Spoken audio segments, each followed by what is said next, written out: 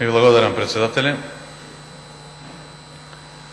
Почитувани колешки, колеги пратеници, почитувана јавност, денеска, како пратеници во Собранието на Република Македонија, се наоѓаме пред изборот на две опции.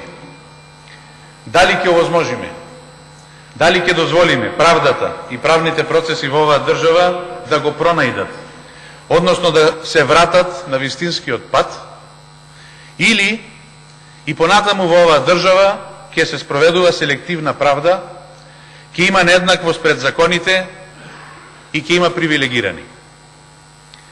На 27. април животите и здравието на нашите колеги, на нашите соработници и службите во Собранието на Република Македонија, новинарите и медиумските работници беа загрозени. Она што се случуваше тој ден е спротивно на сите човечки, морални, етички, но што е најважно и законски правила и прописи. Тоа го виде и со оваа констатација се согласи целата домашна и меѓународна јавност. Тој ден, кој влезе во срамната историја на нашата држава, мора да биде расчистен, за да можеме колку толку оваа темна дамка да ја избришеме. Тоа му го должиме и на владењето на правото во оваа држава, но и на ова собрание.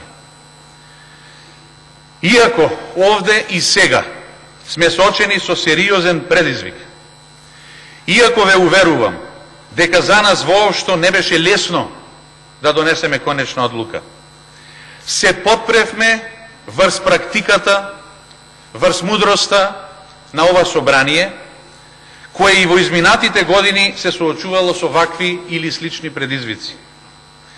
Од осамостојувањето на нашата држава до сега, Македонското собрание никогаш не дозволило попречување на судски одлуки и затоа не треба тоа да го дозволи сега.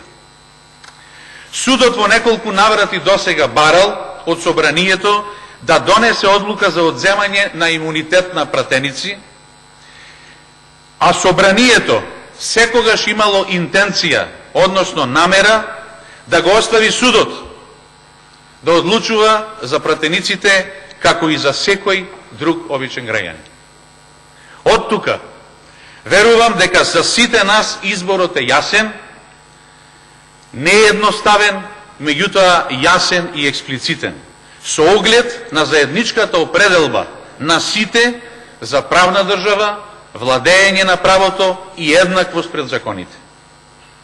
Наша должност и одговорност е ова собрание цврсто да застане на страната на правдата и на еднаквоста.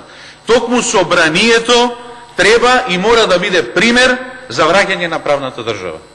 Затоа сум убеден дека и нашите колеги пратеници, на кои се однесува ова одлука, ја разбираат и ја поддржуваат потребата како законодавен дом да обезбедиме услови правдата да го пронајде својот пат.